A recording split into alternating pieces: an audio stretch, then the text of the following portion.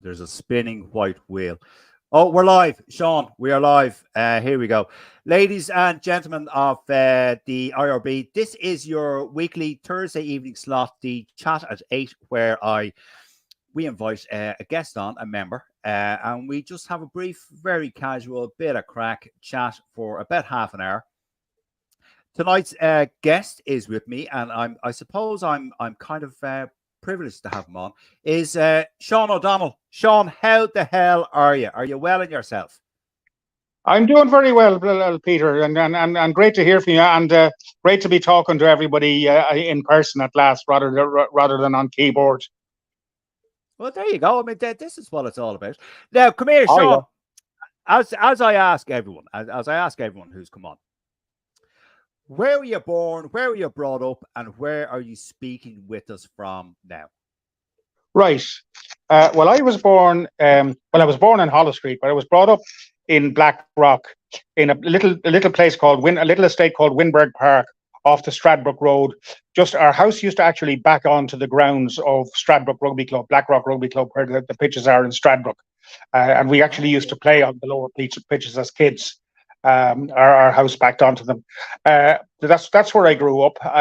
At the moment, I'm a Blackrock, Stradbrook, Monkstown man, but at the moment I'm exiled in Ardee, County Louth. Now, I won't say, in case there's anybody from there listening, and I won't say too many bad things about it, but there aren't too many bad things to say. The people are lovely, but it's not home, and I'm trying Sean, I feel your pain. From Blackrock to Ardee, I feel your pain. I'm sorry to hear that. Yeah. I know.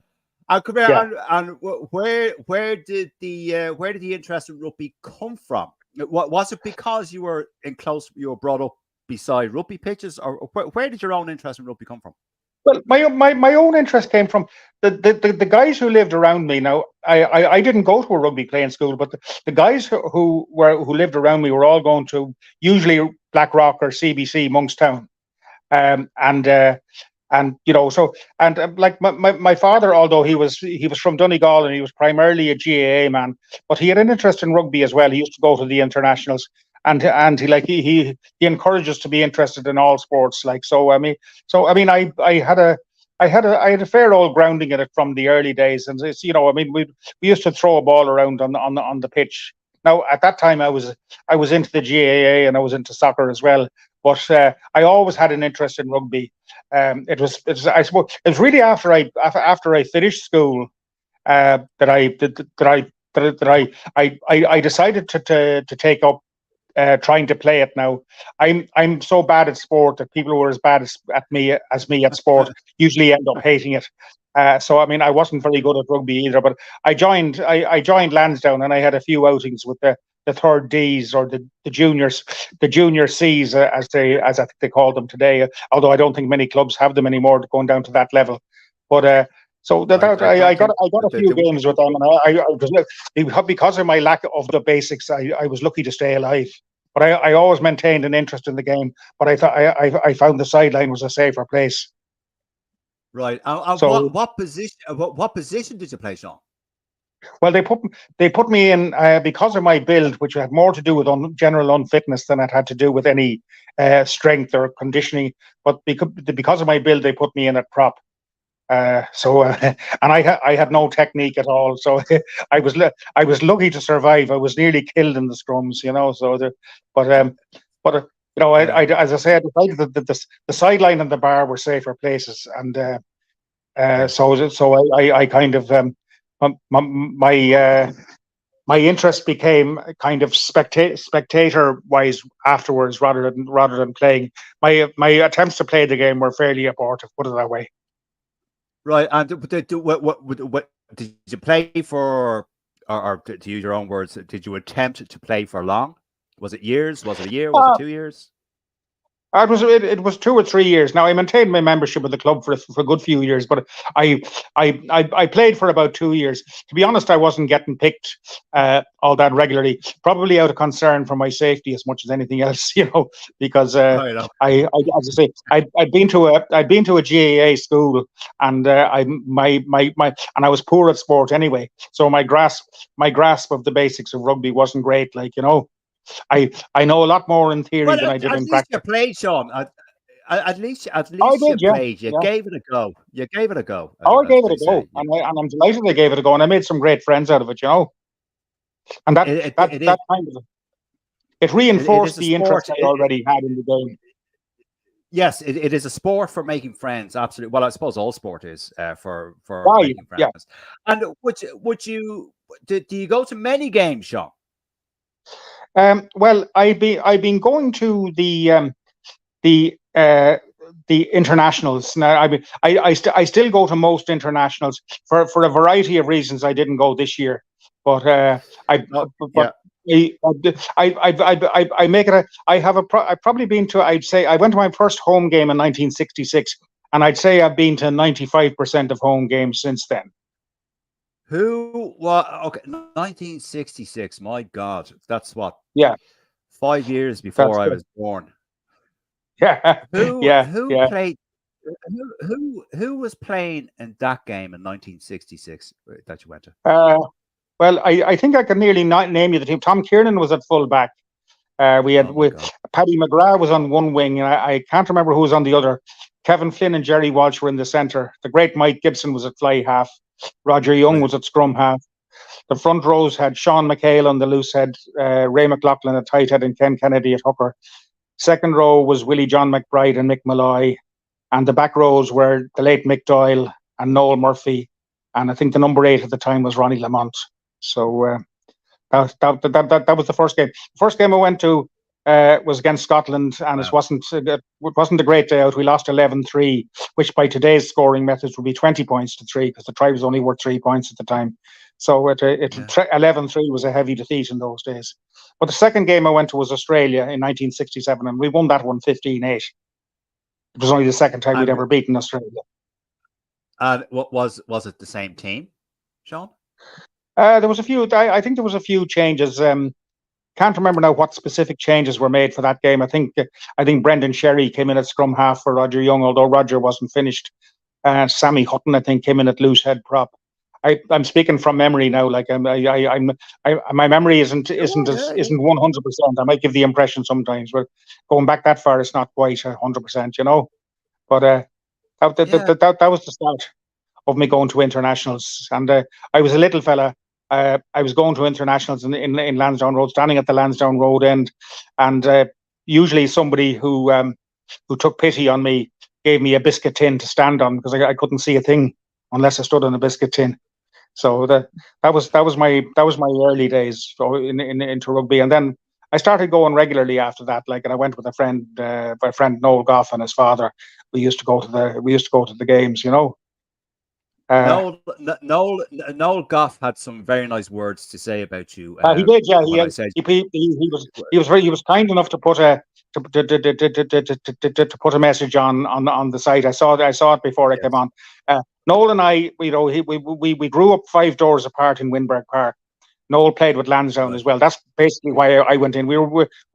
He's the person I know longest on the planet who's still living, and and he still accompanies me. Now, as you know, I'm a wheelchair user, and I normally bring him to the matches. He pushes me wheelchair, and he gets in for nothing because of that. And then if we're not going to the match, or if it's an away match or whatever, we watch on telly. In fact, we normally get together and watch the matches, whether they be URC or Champions Cup, every Saturday anyway. So that Noel and myself are kind of Go on. You're peas in a pod. You're more or peas less, in a pod yourself and Noel. Yeah. Okay. I was going to ask you about that. About the wheelchair use. You're quite vocal about that, and I see when you put up posts on your own Facebook page, letters you've written to the newspaper and stuff like that. Yeah. Well constructively and well written letters like that. Chastising in some cases the limited access and the lack of facilities and this sort of stuff. Going to rugby games then, how do you find that? I know you mentioned that the Aviva was good for accommodating wheelchair users, but other venues, is there a difference, or how is it, Sean? Well, I before I lost my leg, I was a Leinster season ticket holder. Now, as you know, I kind of stand apart from provincial loyalties because I primarily see myself as an Irish supporter, and I don't like to get dragged into the slagging that goes on, but I mean, I don't mind if it's only banter, but sometimes it gets a little bit rough. But yes, I was a Leinster season ticket holder because I'm living in Leinster, and I used to go to the RDS. Now, since I lost the leg, I've been going to the RDS, and the seating is brilliant, but there's only one or two accessible loos in the whole stadium. Now, I know Leinster Rugby can't do anything about that because it's an antiquated stadium. They can only make use of what they have. I'm hoping that when they build the new stadium, it'll be a space aged, and it'll be like Lansdowne Road. I never use the palindrome. I always call it Lansdowne Road. So no, I haven't been to Thomond Park or Ravenhill or the sports ground since I lost the leg, but I'm hoping to do so. Sorry, Sean. Yeah, sorry, Sean. I went to Murrayfield. We froze there. All right, I didn't, but go on. Yeah. Can I? Am I so quiet? No, go on. You were going to say you went to Murrayfield. Yeah, no, you're fine. I went to Murrayfield in 2015. That was the only away game I went to since I lost the leg, and I was given a place there on the touchline by the corner flag. It was the game where we had to win the championship, and we were relying on the right result between England and France afterwards. And they put me out actually on the touchline by the corner flag at the end of the ground where Paul O'Connell and Sean O'Brien scored tries in the first half, and I bird's eye views of the tries. Like I could have wheeled over and congratulated them. They were that close to me. That was an experience. It was great to be there that day. Like I'd been to Murrayfield many times in my previous life. I've been to all the grounds. So, but that was the only one I went to since 2012 when I became disabled. But that the experience with rugby is generally positive. As I say, Lansdowne Road is first class. I can't fault the facilities. Are you there? Yeah. I'm here. Oh yeah. Can you hear me? Yeah. Okay. So I've gone to Lansdowne Road. I was in the Cardiff Stadium, old and new. I was in Twickenham in its various manifestations, Murrayfield in its various manifestations, the Parc des Princes, the Stade de France.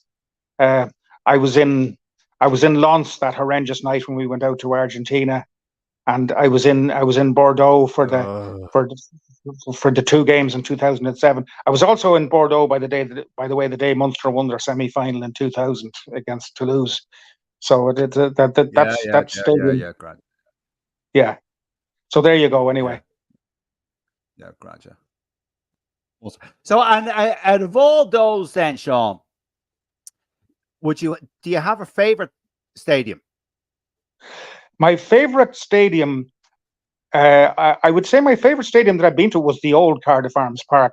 I think it had more I think the old stadiums generally had more atmosphere than the new ones. I went to the old Cardiff Arms Park with Noel and his father for the first time in 1971, and it was just mind blowing. I mean, when the Welsh sang the anthem, it sent a shiver down your spine. You knew you were away from home. You knew you were in Indian territory. You better watch what you say. But it was a great experience. Just to see a passionate crowd. Really cheering on their team. It was something else. But I've enjoyed everywhere I've gone. For the crack, Murrayfield was the best ground. Because Edinburgh was the best city because but it was. The Scottish fans were they were very accommodating. They were more kind of welcoming than anybody else. I think, overtly, because I'm not saying anybody else wasn't, but if you go to England or France, the thing about London and Paris is you're not even aware there's a game on until you're out near the stadium because there's so much else going on in the cities. In Edinburgh, Cardiff, You come out the door of your hotel, and there's a guy trying to sell you a color for the match, or a hat or something, So it's you get the atmosphere straight away, and you come out the gate of your hotel in Murrayfield, and you can hear a guy playing the bagpipes in the distance, and it just the whole thing, it puts you in the mood. So yeah, I know. Sean, would you tip your phone just slightly forward? I'm seeing more of the seating than your mouth. Just a bit forward. Forward, yeah. There you go. Yeah, how's perfect. that? Perfect. There you go. Yeah, grand. Yeah, that's better. That's much better. Yeah, yeah. Okay. Okay. Now, come here to me. When's the next game you're planning on going to? Well, I'm actually thinking of going to the Leinster semi-final. Now, I haven't been to the other games, but it's such a big occasion, and I have the ulterior motive that I'd like to check out the wheelchair facilities in Croke Park. But it's an occasion I'd like to be there for. Now, I'm always giving out about people who are in places just for the occasion, but at least I won't be getting up and disturbing people. So, I'm not guaranteed a ticket yet, but I made inquiries the other day, and they're getting back to me. So we'll see how that pans out. But provisionally, that's the next game I'm planning. Okay, in general, Sean, are they? I presume that they're receptive to you and others if you say, "Listen, I'm a wheelchair user." I presume it's not a problem, is it? Yeah, well, see, the thing with what I discovered about Croke Park is that the number of wheelchair spaces are actually quite limited, and as you can imagine, Leinster have a huge demand for this game, not least among people in wheelchairs. So I mean, that's why there might be it's a question of supply and demand there, So I may have a difficulty, I don't know, and also for Lansdowne Road in the future, they've a new kind of a more formal structure now where they're going to kind of do a lottery for the wheelchair tickets, because they've so many people who are interested, and whereas they've more than Croke Park, that there's still a limited amount of supply. So I may not get to every game in future. Sean, I can only see half your head. Oh, sorry. But a bit more. Keep going the way you're going. Yeah, keep going the way you're going. Over that way. No. Yeah. Over this way. What are you doing? No. Okay. I can still only see half your head. Go the other way. Go the other way. What are you doing? There you go. No, go on. Keep going. No, the other way. The other way. The other way. Just point your phone at your face. Oh, sorry. Yeah. No. Yeah. There you go. Perfect. Yeah. Well, I can see myself now. Grand. Okay, fair enough. What? Right, come here. What? Yeah, there you go. Right. Okay. Leave it at that. Leave it at that. What do you think about the Geordie Barrett thing? Well, I've no strong views one way or the other, but again, I don't like the way it's led to a kind of to an escalation of this phony war between Leinster and Munster fans. But I was interested in what John Ryan said in the paper this morning, that Irish rugby in general should be. Sorry, I'm losing my face again. That Irish rugby should be proud of the fact. Move it. Yeah, get in the center of the screen there, Sean. That a guy who. So I never figured this out. No. Okay. There you go. Put your face in the middle of the screen. There you go. Perfect. Leave it at that. Leave it at that. Yeah. Now, John Ryan was saying that that Irish rugby should be pleased that a guy who is not going for his retirement, who's just on sabbatical, is choosing to play in Ireland rather than go to France and somewhere else. And I'm inclined to agree with him. And I think it's very important that a Munster guy has come out and said that, because it'll shut up these muppets, from giving out about the situation. I think it's I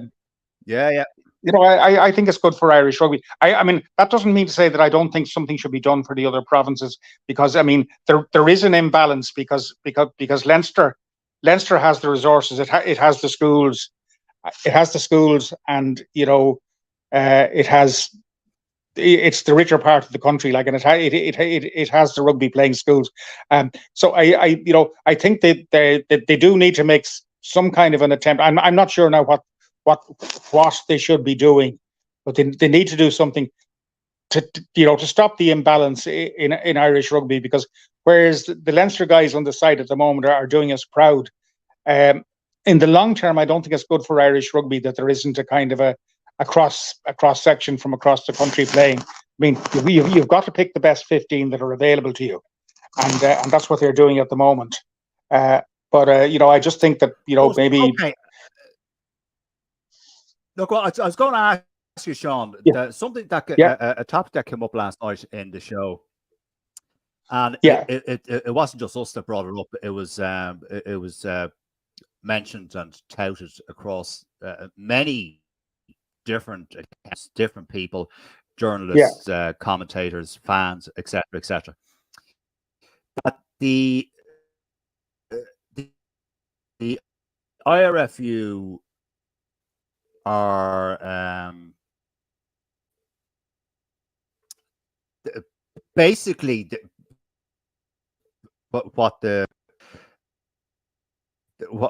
what people were saying was that the IRFU is out of hand.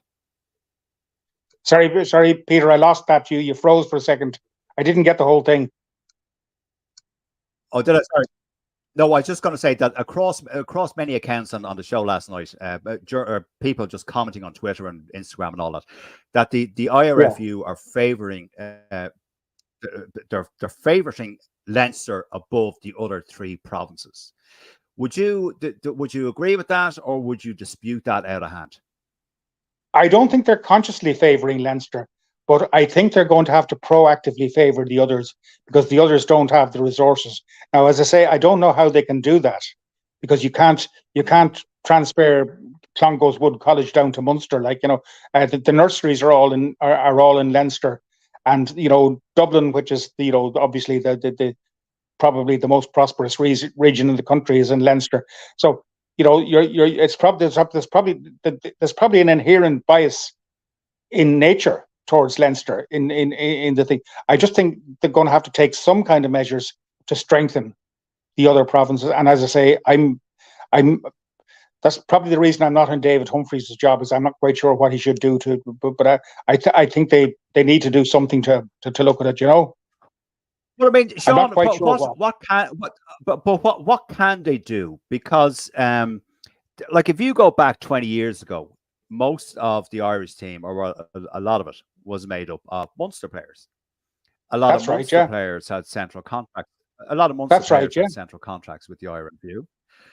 Now it just so happens that Leinster are top of the pile. Most of the Irish squad are made up of Leinster players. That's true. Yeah, and 10 Leinster players have central. Yeah, it is 10. Yeah, I think have central contracts. So this thing, you've been around long enough. I've been around long enough to know that this is all cyclical. So it is. Yeah, like, I don't understand. I don't understand why people are. The only thing is that this has been a fairly long cycle. Well, that's true. Actually, yes, that's true. This has been a fairly long cycle. It's gone on since 2009. The other cycle was during the noughties, when Munster had no. I mean, I accept your point about the cyclical thing, but I just think there's an inbuilt bias in the system, in that the major resources are in Leinster. So I don't think that it might be just a case of moving one or two. There's a lot of positions. There's a lot of positions in which Leinster are oversubscribed, and it might be just a case of moving a few more players around the country. They move like what they did before, like what they did with Andrew Conway. What now? Okay, so what positions are Leinster oversubscribed? You put me on the spot there now.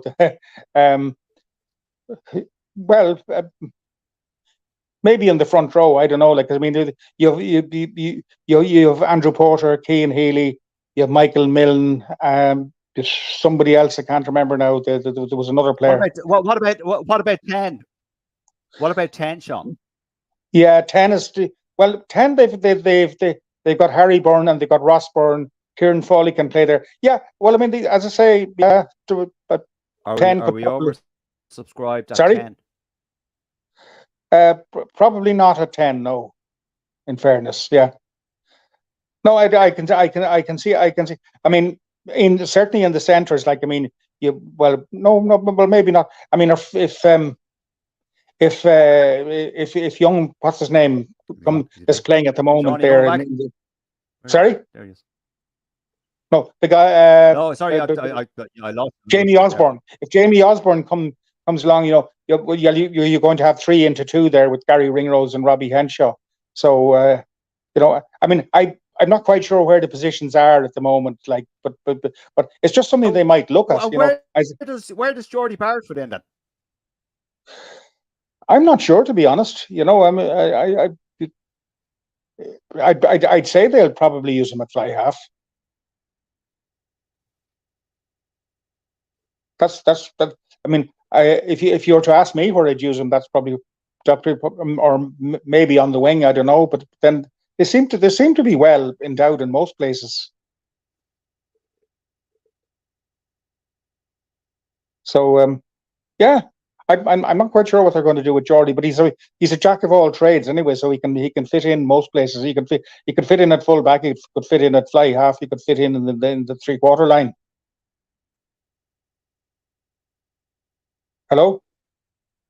Yeah, maybe so. Yeah. Yeah. I'm here. Yeah. How are you? There? All right. Yeah, I'm there. I can. Yes. Yeah. I can hear you. Hello? John? Hello, yeah? Peter? Wait now, hold on. Yeah, there we go. We're back. Okay, we're back, are we? Yeah. Can you hear? Are you all right there? Can you hear me? Yeah, we're back. Yeah. I can, yes, yeah. What you were saying? Well, I was just saying that Jordy Barrett. Yeah. You have me on a spot now, to be honest. I wasn't. I hadn't really thought out my position on the how they would jiggle the resources between the provinces, but I just think it's something they need to sit down and look at. I'm not quite sure where the resolution is, but I mean, it's not so much for Munster but Ulster are doing very badly at the moment, and I think it'd be an awful shame if Ulster Rugby went down the tubes. I don't think that Ulster Rugby. Now, speaking of Ulster, yeah, I can hear you. Yeah, are you there? Yeah. Okay. All right, Sean. Yeah.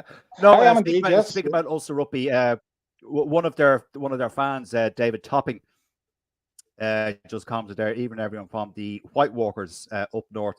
By the way, if you don't know, the White Walkers is an Ulster podcast by David Topping, Nigel Quigley, and sorry, Dave, I forgot the other gentleman's name. I know there's 3 of us that do it.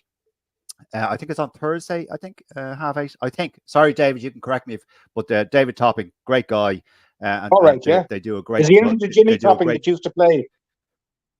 I have no idea, but they do a great show about Ulster Rugby. I don't know. I doubt it, but they do a great show about Ulster Rugby. David Topping, White Walkers, check it out. It's on. Okay, yeah, we'll do. Yeah. I think it's the 3 Bod Rugby group. I think they still do it. I'm not too sure. Oh, yes, I've seen that. Yeah, I've seen that.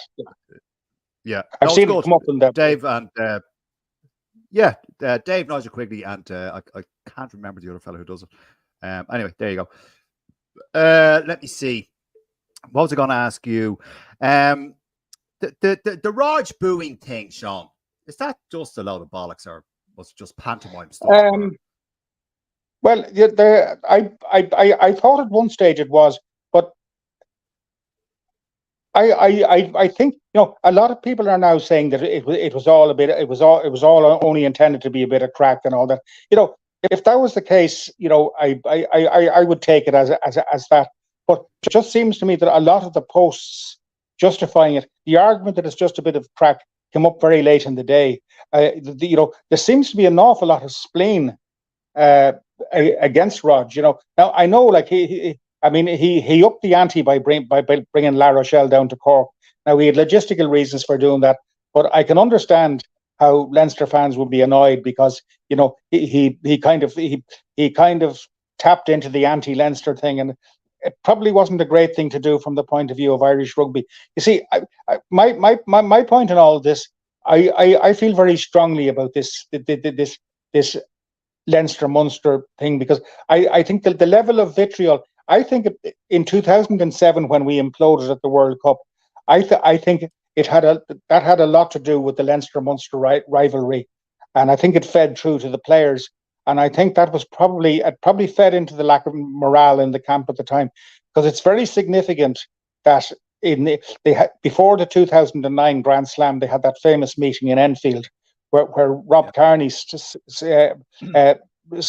up and he questioned the Munster players' attitude, and that kind of lanced a boil, because there was a very full and frank discussion between the Leinster and Munster players about how they felt about playing for Ireland, and I think that alleviated a lot of misunderstanding. But the reason the misunderstanding had grown up, I think the acrimony between the fans had spread to the players. Now, I've no evidence for that, but I just get a sense that was the way it was. Because when Peter Stringer made in that terrible game against Georgia, when he made that terrible error of throwing that pass, the way Bod kind of had a go at him, you know, really exercised.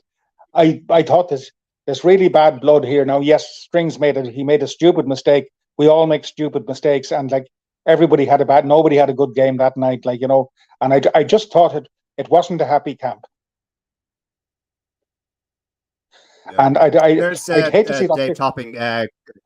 Sorry, Sean. Sorry, John. Hold on. Dave Topping has come back there. Chris Brownfield. He's the other guy. Yes. Now that you say it, Dave. Yeah. David Topping also said, personally, I don't see Ulster going down the tubes, but I think there will have to be some restructuring to rescue the provinces post Nucifora. Good point, David. Let me see. Saw his book today, Peter Stringer's. Yeah, okay. Let me just see. Sorry, Sean. David Topping again. Rogers is a very good coach, but like all good coaches, they have a shake the head moment. If Rog were a coach, were to coach Ireland, I'll back him, even though all the backstage politics cost Ulster 900,000. Yeah, I know, David. I know exactly what you're talking about, Jess. Absolutely. What's overall what did you think of the Six Nations gone there? I think it was. I know we won the championship. What did your overall thoughts on it? It was anticlimactic. I mean, the performance against France was superb. It was our best ever performance against France. Broke all records against France, not just for an away match, but for a home match. That was the game of the tournament. It was, it was, and we were emphatic in that win, and we just didn't maintain it. Now, for whatever reason that was, we kind of imploded towards the end. I know we won the championship and we won a second consecutive championship, and it's great to do that. But it was just it was unfortunate the way we imploded, particularly against England, and we struggled against the Scots as well. We put the Welsh away without too much difficulty, and I thought we were quite impressive against Italy in retrospect, given the problems Italy gave to everybody else. And I think in the early part of the tournament we were going great. Somewhere the fizz went out of it, and I'm not quite sure. I'm not quite sure how that happened, but I know England studied our game, and I remember watching Chris Ashton talking on the rugby program on BBC Two a few weeks beforehand, and he said, as if he knew what he was talking about, he said Steve Borthwick will have a plan to deal with Ireland, and that's exactly what happened. Like, England studied our game, and they pitched their game, and they executed it brilliantly to defeat us. But I'm disappointed, but I'm still full of hope. I can't wait for the South African trip, and I can't wait for I'm going to be going to the November internationals if I can at all. If I can get a ticket, for the wheelchair tickets, I'm going to the November games. And I'll be glued to I might, you know where I'm going to. I might be able to do something. We'd say nothing. the article. Oh, yeah. Remember what I said to you? Yeah. So Oh, yeah, of course. Yeah, yeah. Leave it at that. Oh, yeah. I had a video phone call today about that, Sean, with the web people, and All right, yeah. there's still some minor issues to sort out. But anyway, I'll talk to you later about that. But we're Okay, getting there. that's We're getting grand. there slowly. These things are never I'll easy. watch this More of a space. pain in the ass and fecking anything. Anyway, there you go. You watch this space. I'll keep you informed. I'll keep you informed. Right, listen, Sean. I said I'd only keep you half an hour. We're going 36 minutes. Sean, listen, it's been a pleasure. And well, it's been a pleasure talking to you, and it's been a pleasure talking to all the rugby people out there like us. So it's great to be able to talk rather than type for once, So no, thanks very much, Peter. Thanks for the opportunity. I'm sure we'll have. No, well, you know where I am. We'll have you on Wednesday night show. The what we call our the the Malls Balls and all. I'd love to do that. I'd love to do that. Yeah, we'll have you on one of these evenings. No problem. Grand. Listen, Sean, you're a gentleman, and it's been my pleasure chatting with you. And I will. I'll be in touch with you soon. All right. Yeah. Listen, Sean. Good night. Enjoy the rest of your evening. All right. I'll be in touch. All right, Peter. Will do. Listen, thanks very much indeed. Thank you. Bye bye. No problem at all. Thank you. Bye. See ya.